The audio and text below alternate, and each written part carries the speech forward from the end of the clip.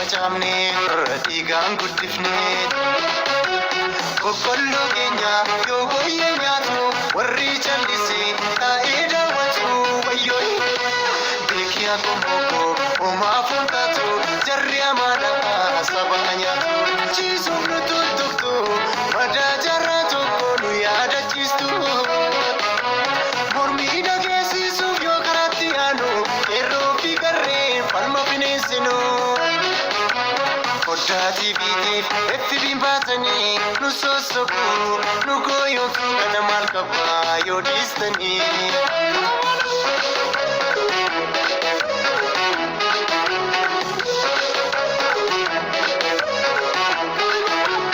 Wallaggattis dhagaa bu'uura Baaleettisoo dhagaa bu'uura Walloottisoo dhagaa bu'uura Booranattis dhagaa bu'uura dhagaa miti kan nu barbaannu ijoollee malee nagaadha malee jijjiirama har'as jijjiirama boorus jijjiirama nuun jecha iroolidha jijjiirama lafa nuuf kaayaa waan qabatamu. Tole hordoftoota keenya daawwattoota iyyuu Orootuuf intarre dhibba furiif soddoma kataatan hundi keenya nageenyi keenya jaalala bakka jirtanittis naa qaqqabsiniin jecha turtii hedduu booddee kunoo walitti deebinee jirra har'a kunoo kanaan dhufe dhimmoota ijoo torbanoota kana keessa jiran hundaa fi gara fuulduraatti ilmaan Oromoo maal ta'uu qaba maal ta'uu dandeenya ka jedhu irratti waliin dubbanna ka jedhu irratti kan inni isin waliin turu turtiin keessa yeroo mara iyyuu YouTube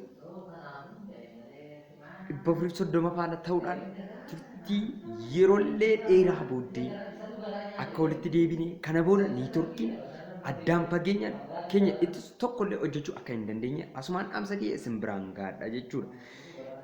Harka fuune ashamaa yoo yaachisniin jenneerraa jaallatamtoota hordoftoota miidiyaa iyyuu Oroo dhibba furiif soddoma kan taatan hundi keessan baga nagaa taatan nagaan gara keenyatti baga ilmaaltan jennee afeerraa keenya akkuma jirutti itti fufee hiriyoota keessaniif sheer gochuudhaan koomentii barbaaddan hunda yaada qabdan hunda nuuf ibsu nu barreessuu dandeessu turtii keenya hundumaa yeroo kam turtii YouTube irraan gootan karaa iyyuu nu daawwachuu dandeessu iyyuun iyyaafannoo lagiyoolee hedduu goloolee arfan Oromiyaa keessa jirtu hundumaarraa sagalee walitti qabeeraati asirra kan inni dhufu yoo ta'u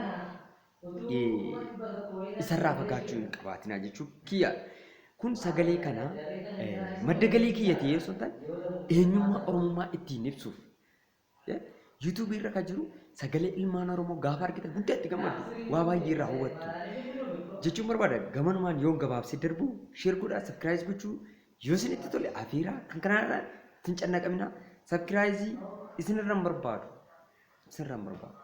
isin quba keessan guutuudha waan ta'eef waan sammuun keessan isin ajaje gochuu dandeessu warri quba doonuu sun warri qeensi ishee argitanii qeensi ishee keetiin laayik olii gootee raattee waa baay'ee oliin wal jajjabeestii nu faana ta'a nu wajjin dhaabbadhaa isiniin jennaa gama keenyaan akkasuma torbanoota kana keessa kan taatee guyyaa kaleessaa ta'e yookaan gaafa Desembar 26 qormaati biyyoolessaa lixa Oromiyaa keessatti kan 2021 kan isaan fudhataa jiranii amma ji'oota kana keessaa yoo ilaaltan waboon daandii saaqee kallattii hundumaan akka ijoolleen qormaata fudhatan hunda gochaa jiru haala mijeessaa fi jira jechuudha. Ilmaan Oromoo goleewwan lixa Oromiyaa keessa jiran jechuudha. Goleewwan kana keessaa garuu itti torfaayeera jechuudha. Gaafa kan ilaalan ijoolleen baay'ee itti gammadu. Baay'ee ilmaan Oromoo oliif yaada. Oliin jira. Lolaa barannaa barachaa lolaa akkuma jarri jedhan ijoolleen keenya itti jiru itti agarsiisaa jiru jechuudha. Kanaaf baay'ee ittiin boonne irraa haa ta'u kufaatii mootummaa kana arguuf yoo barbaadan kunoo kufaatii tokko jechuudha. Barattoonni ammanteeraansii fudhachuuf qormaata biyyoolessaa irra ta'an kun ji'oota kana keessa yeroo kanatti silaa simisteera tokko irraa baratanii qormaata simisteera tokkoof qophaa'u malee ganaa kan waggaa darbee baratan waggaa tokkotti barnoota hin irraanfatta bara. Atumti kun kan na daawwachaa jirtu kunillee utuu qormaata isaanii wajjin teessee waa tokko garaagarummaa hin qabdu jechuudha. Maaliif waggaa tokko keessatti waa baay'ee dagatta bara. Ka yaadattu yaadatta ka dagatte immoo dagatte bakka.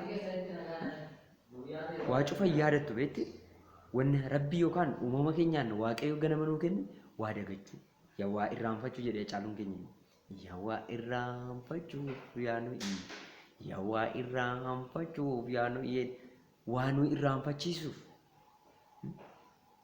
jedheetanii murtiin arganne irreedda waan argeedhaaf hin deebine osooma beektanii maaf akka jallistu qabeenya oromoodhaa maaf orma saamsistu sangaa dalchiisuun raadama seensistu gochaaf jechi keessa yoo waliin gitu. dhageessanii wayii magaalaa Finfinnee irratti xiqqoo ishee dubbadhee darbus barbaada. Lammata maaliif yeroo jirtu yeroo gabaabduu wanna taate tuttunnee darbuu barbaannaa jechuudha. Uummati keenya Wallaggaa irra jiru, uummati keenya Kiiramuu irra jiru ammallee roorroo jalaan baane alagaan tiroorrisaa jira. Alellaa irratti raataa jira. Harkaa jiru hin beeku. Garuu wayii alaabaa intinii godhu. Alaabaan barii fanni fantis dhiibstes bor ka keenya hin dhaabbata. Ka keenya bosona kee dhaabbatee jira. Ka Oromoon Oromummaa isaa yookaan dhiigni ilmaan Oromoo itti dhangalee bosona kee dhaabbateera namarraa fagaatee jechuudha. Dachee Oromiyaa irra dhaabbatee jechuudha. Innis immoo waan qara deemee raatee fageenya dhaabbate miti jechuudha. Isheen kun kan viidiyooti dhaabbatee dhiifati. Dantaayyuu irraa hin qabnu. Nuti ka qabnu uummata keenya lubbuun jiru lubbuu isaa nuuf oolchuudha. Yoo dhugaa quuqama uummata Oromummaa qabaatan yoo dhuguma dhimmi uummata Oromoo yookaan hayyuu Oromoon ta'a jedhee yookaan siyaasa kana bitamuu yoo dhiise Oromummaa nama mana yaade hawaasa kanaaf hin dirmata. Maal mootummoonni addunyaa yookaan dhaabni siyaasaa biyyoota addunyaa garaa garaa irra jiran gaafa maallaqaan uummata kana sappoorti godhan asitti isaan ilaallatee miti. Amma keessan isinitti naanan maaloo dirmadhaa fi qaama mootummaa kee ka jirtan poolisii dabalatee qaama kam keessa ka jirtan dirmadhaa fi uummati kun gargaarsa barbaada. Uummati kun yeroo kanatti gargaarsa barbaada. Har'a sinirraa barbaada. Kaleessa akka cichee ofirraa falmaa ture har'a immoo humna isaa walitti taateetti isinirraa barbaada. Gargaara bira dhaabbadha. Hin tuffatina birrii 10 birrii 5 birrii ergan uummata miliyoona 70 qabna. Uummati miliyoona 70 birrii tokkotu erge miliyoona 70. Uummata kana osoo ta'e Oromiyaa fayyaa jijjiiruu dandeenya jechuudha. Itti agarsiisaa tokkummaan ilmaan Oromoo sibiila. Tokkummaan hadiida jedhee sirbituun tokko tokkummaan hadiida irra caala sibiila humna waliif taatu laga waliin ceetu laga wal ceesistu kanaan maaloo waliif dirmadhaa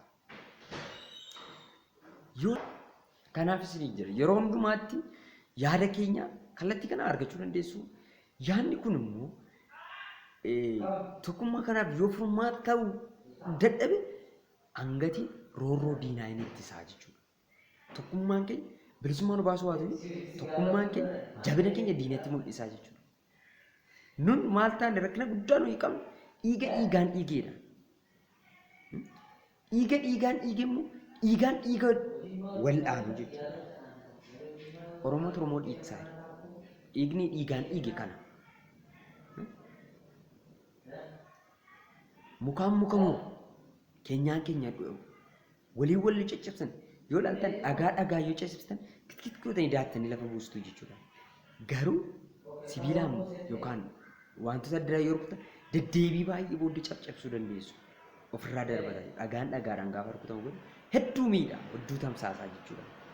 Kanaaf turtii hedduu kana keessatti ilmaan Oromoo hacuuccaan roorroon akka malee irratti baay'ate ofirraa ittisuudhaaf jecha lubbuu isaanii qaalii golee Oromiyaa arfan Wallagga maqaa fuudhamanii golee Oromiyaa hunda keessatti du'aa jira ilmaan Oromoo argaa jira hin beekna.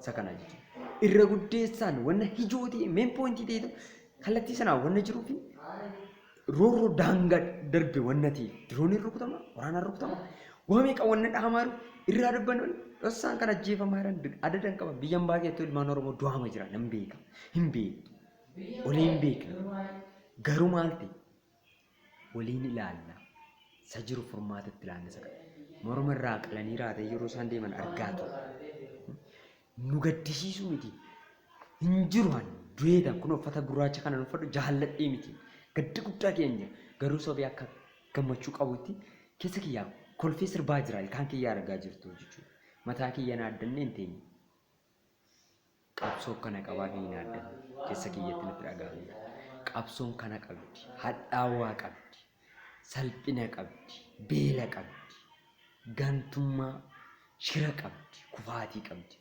laafuu qabdi, dadhabuu qabdi. Garuu dhumarratti jabina. Tokkummaan jabina. Sii galeera tokkummaan jabina. Yoo tokko taatan hin jabaatu, yoo tokko taatan laga waliin jiru, yoo tokko taatan galma geessu. Kashee yaaddu ilmaan mootummaa keessa yookaan qaama kana keessa jirtu asiin baata, asiin malee asiin ba'uu hin dandeessu. Karaan siif ta'u sakana. Nasii beeka ati hin beektu. Nusii beeka, nusii fila, nusii fila. Kanammoo hin fudhannu, kaleessas hin fudhanne hin fudhannu kanammoo. Du'aa jiraachuu irra immoo duunee jiraannaan. Du'aa hin jiraannu haala kanaan itti fuunu. Itti dhumnee raannee ofirraa gabgoonee raannee darbinee jiraannaa jechuudha. Yoo kana hin taane tasuma matuma jiraachuu hin dandeenyu. Mataa keenya ol qabachee kan jiraachuu dandeenyu yoo tokko taane falmanne finiinsinidha jechuudha. Si galee yoo kana hin taane sashjar jettu nus ni beeka. Maal jedha dhangedda mootummaan keenya mootummaan ani mootummaadha jedhu namichi kun uummata Oromoof kan quuqamtan as keessa jirtan uummata Oromoo nama afaansaa fi eenyummaasaaf haadaasaa tursiidha. Kabraayyuu hin barbaadu of gaadha gadaasayyuu. Hin beeku akka nuni dhiigaan ilmaan Oromoo turfate. Hin beeku mootummaan Oromiyaas hin tursine. Isa kana dhugaa dubbate galatoomiin jira qixa kanatti. Dubbattee turtes immoo wallagga keetti kan du'aa jiru ilmaan Oromoo. Akka isaan du'aa jiran hin beekta. Akka isaan ajjeefamaa jiran ijoollee keenya waraana keenya du'aa jiran hin beekta. Maaf sammuu irraa dhaabsuu hin dandeenye? Kana salphinni guddaan jiru. Dhugaa jirtu gaafa dubbattan hojii nuti bukkee dhaabbattan. Nun garuu Oromummaa keenya qaamni amma biyya hoogganaa jiru kun Oromoo bakka hin taane Oromummaa kana akka hin bulchin akka hin tiksin akka bakka hin buun kana sirriitti mun barbaada. Jala muraa beekaa qaamni ilmaan mootummaa kana jalatti guddate biyya yeroo kamitti yoo qabate biyya keenya saba keenya nagaa eegsisuu akka hin dandeenye jala muraa beekaa yeroo kamitti jechuudha. Yoo ta'e tokkoof tokko dachee Oromiyaa irraa kan jiru ilmaan Oromoof dhugaa Oromummaa Oromiyaa kan kabachiisuu danda'u maal yoo jettan waboo qofa. Waa biraan tokko hin jiru. Waboon qeerroodha. Qeerroon waboodha. Qarreen waboodha. Waboon immoo qeerrantiidha. Haqana kan hin sharamne jechuudha. Warqee kudhaama mormaati jechuudha. Yoo isinitti tole sheer godhaa, sabskiraayib godhaa, kallattii hundaan hiriyoota keessan cina dhaabbadhaa. Obsine malee ida'amuu miti kun idaadha malee niin herregaa kun nuuf hin taane dursa mana keessaa ida'amname qeerroo fi qarree mootii jijjiiramaa gootota keenyaas mee walitti hamaa keessaa baasaa jajallaa namaa hayyoota waliin tokkummaa uumaa hayyoota waliin tokkummaa humnaa soddoota waliin booda ida'amnaa soddoota waliin booda dammarannaa dubbii Oromaaraa boriif bulfannaa.